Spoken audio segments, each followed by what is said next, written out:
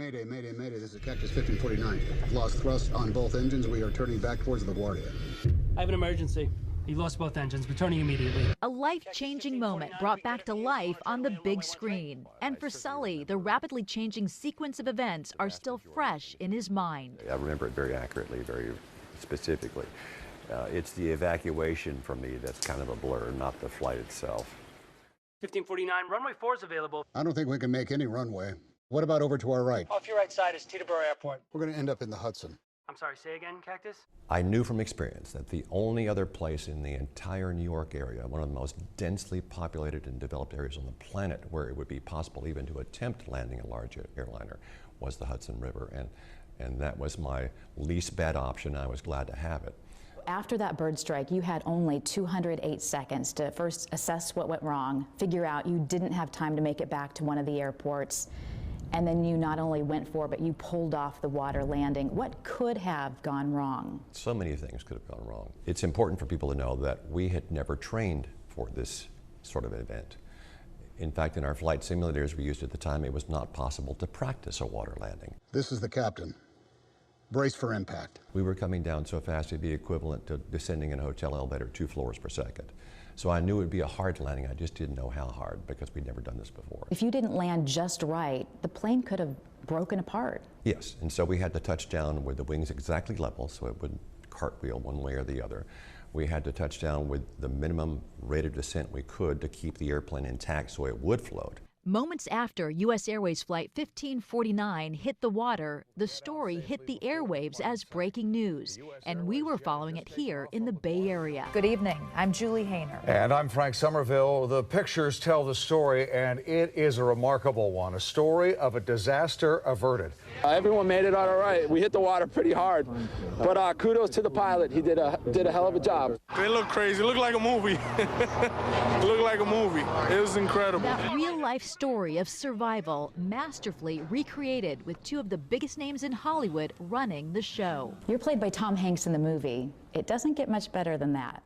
The whole team is a dream team. I have got to tell you, though, that giving someone else the rights to tell your life writ large on the big screen is a huge leap of faith. I need a count, passengers and crew. Is anyone still here? How accurate was the movie? Did Hanks and Eastwood, did they get it right? They did, in important ways. And they worked very hard to do that. I was amazed how hard they worked to get even the small details right, especially about the flying part. Sully, don't worry, you did a great thing. It's going to be remembered for a very long time. The funny thing is, it delivered 1 million passengers over 40 years in the air. In the end, I'm going to be judged by 208 seconds. When was your last drink, Captain Sullenberger? Have you had any troubles at home? Until I read the script, I didn't know the investigative board was trying to paint the picture that he had done the wrong thing. They were kind of railroading him into his fault, and that wasn't the case at all. Today, we begin with our investigation on the crash of U.S. Airways Flight 1549. It was only through the course of the investigation that our understanding of the event was found to be accurate, that our actions were validated. But for many months, we didn't know if ultimately that would be found to be the case. Okay, good morning, ladies and gentlemen, and welcome. My name is Charles Porter. I'm a board member of the National Transportation Safety Board and chairman of this public hearing. The NTSB hearings dragged on for 15 months. Sully and his wife Lori describe it as an intensely stressful time. It was this odd sense of people are celebrating on the street, but that wasn't how we felt for a very, very long time. Actually, a year and a half. We actually didn't celebrate until we had an event in August of 2010, a year and a half later.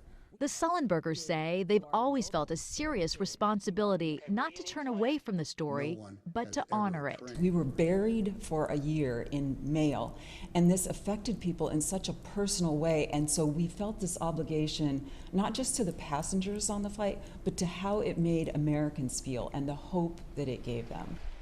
For Sully, it's given him a new role, a platform to work towards something he's cared about his whole professional life, improving the safety of everyone who travels. And that's a responsibility I take very seriously, and I'm not done yet. Julie Hayner, KTVU, Fox 2 News.